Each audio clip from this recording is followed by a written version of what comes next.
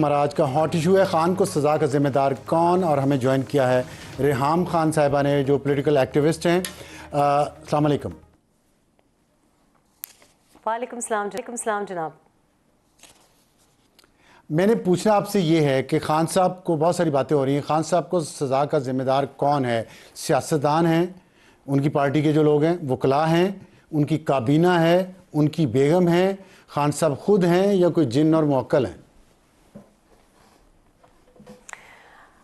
मेरा ख्याल है अबसार साहब के जब इतना बड़ा सेल्फ प्रोक्लेम्ड कोई विजनरी लीडर हो तो फिर the buck stops with him. और अगर बार बार ये डिमांड की जा रही हो कि दोबारा प्राइम मिनिस्टर बनाया जाए, दोबारा मुल्क की भाग दौड़ उनके हाथों में दी जाए, तो फिर इट बेग्स द क्वेश्चन कि आप में इतनी कॉम्पिटेंसी तो होनी चाहिए कि आप गलत फैसले ना करें। इतना बड़ा लीडर इतनी छोटी छोटी डीलें और इतने छोटे छोटे समझौते जब प्रॉपर्टी टाइकून्स के साथ कर बैठेगा तो फिर आप समझ सकते हैं कि जाहिर है कसूर उनका है। गलत फैसलों का कसूर तो करने वाले के ही सर होता है। ये कहना कि अहलिया की बातों में आ गए, दोस्त की बातों में आ गए, तो भाई आप अगर इतने ही कच्चे कानों वाले हैं या इतने ही वीक कैरेक्टर्ड हैं कि लोगों की बातों में आ जाते हैं, तो फिर इसका मतलब है कि you are not fit for service. अच्छा, ये बात बहुत सारे और लोग भी कर रहे हैं कि खान साहब was not fit to be the prime minister of this country. अब तो उनको बनाने वाले, लाने वाले, उनको पूछने वाले, गोल्फ खेलने वाले भी शायद यही सोचते हों कि he was not fit to be the prime minister of this country.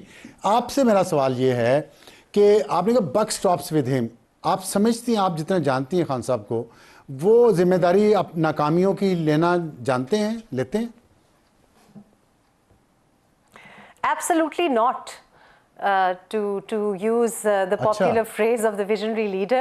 देखिए बात ये है कि ये जो ब्लेम गेम है उसके तो वो बादशाह हैं। आई थिंक कि उन्होंने इसकी आगाज़ किया है और बाकी सब भी उनसे सीख रहे हैं। कभी भी किसी चीज़ का कसूर उनका नहीं हुआ।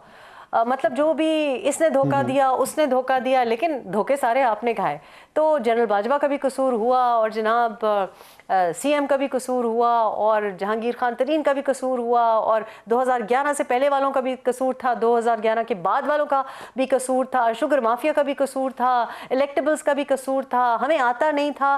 तो इस किस्म के जो एक्सक्यूजेस हैं, क्या आप क्रिकेट की फील्ड पे इस्तेमाल कर सकते हैं? भाई आपको नेट प्रैक्टिस दी थी, 12 साल हो गए आपके केपी में, वहाँ पे परफॉर्म करते तो सिलेक्टर्स आपको दोबारा सिलेक्ट कर लेते, एक दफ़ा तो सिलेक्ट करके देख लिया।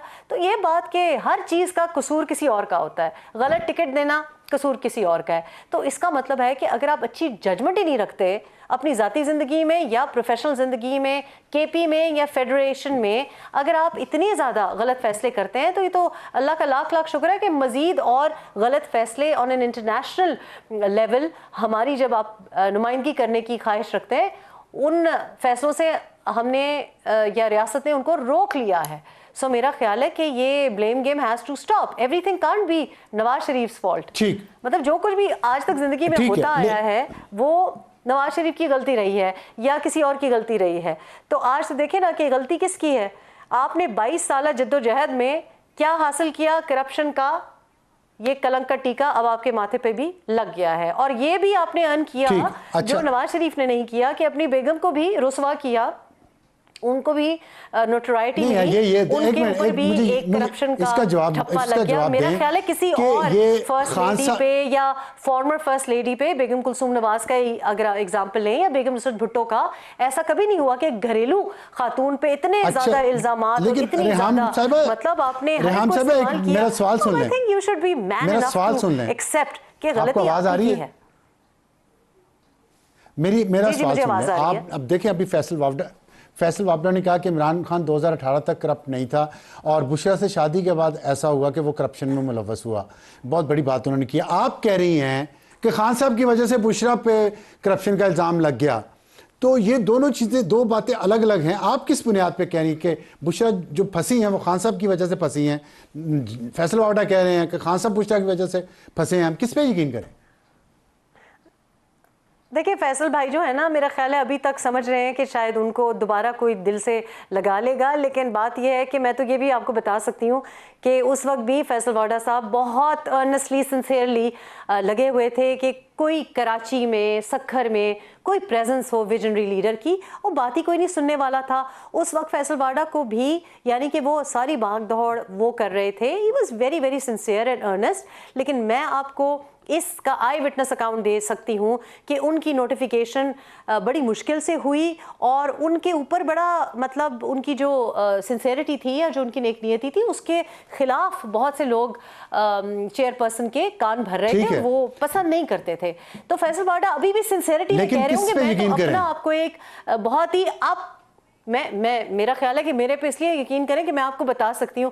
देखिए, let's look at the evidence कि जो भी आपके साथ जुड़ा हुआ है उसका भला नहीं हुआ, चाहे वो आपकी अहलिया है या आपका भांजा है, जिसको भी आपने वर्गलाया है, यहाँ तक कि वो वोटर सपोर्टर, वो खवातीन, रिस्पेक्टेबल फैमिलीज की खवातीन जो बाहर निकल के आई हैं, वो भी पेशियाँ भुगत रही हैं। तो देखें, अपने आप को कहना कि जनाब एक लीडर तो बाप की तरह होता है, तो आपने दिया क्या है? ना तो केपी में किसी नौजवान को आपने नौकरी दी है और आपने एक बड़ी नेगेटिव लेबलिंग की है। सो आई डोंट थिंक कि अहलिया को ब्लेम करना चाहिए। भाई आप ही की डिसीजन होती है ना कि आपने कहाँ रिश्ता जोड़ा, कहाँ रिश्ता तोड़ा, और आपकी ये डिसीजन होती है कि किसको कितनी एक्सेस दें। आज अगर आपकी बिजनेस में आप ये कहें कि नहीं नहीं मेरी अहलिया मदाखलत कर रही थी, तो आपने मदाखलत की गुंजाइश दी। अगर आपने फैमिली को या एक ये बड़ी अच्छी बात आपने की है, तो मेरा ख्याल है इट इज हिज फॉल्ट। ठीक है। अच्छा, आखिर में मुझे सिर्फ ये बता दें कि आप बरतानिया में, आपका ज़ाहिर बहुत ताल्लुक है। कल बरतानिया में जो वहाँ की पीटीआई है वो एक मुजाहरा कर रही है 10 डाउनिंग स्ट्रीट पे, हालांकि वहाँ से कोई 2 किलोमीटर के फासले पे नेशनल क्राइम एजेंसी का दफ्तर है, वहाँ भी वो जा सकते थे, वहाँ नहीं जा रहे। तो मुझे ये बताइए, इन पाकिस्तानी जो वहाँ पे रहते हैं, ये इलॉन मस्क इनके ऊपर इतने गंदे घिनौने इल्ज़ाम लगाते हैं, तब बोलते नहीं है ये, अब ये लगा रहे हैं वहाँ पे। तो ये नेशनल क्राइम एजेंसी ने अपनी प्रेस रिलीज एक जारी की थी जो 3 दिसंबर 2019 को, वो वापस क्यों ली, उस पर आप थोड़ा सा मुख्तसरन बता देंगे आखिर में?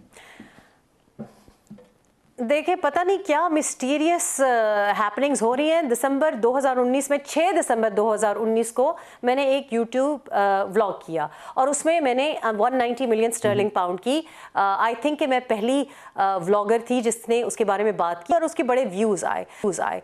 लेकिन वो मिस्टीरियसली वीडियो जब मैं अपनी टीम से भी कहती हूँ तो वो कहते हैं हमारे सिस्टम से डिलीट हो गया, उसकी कोई कॉपी ही नहीं है।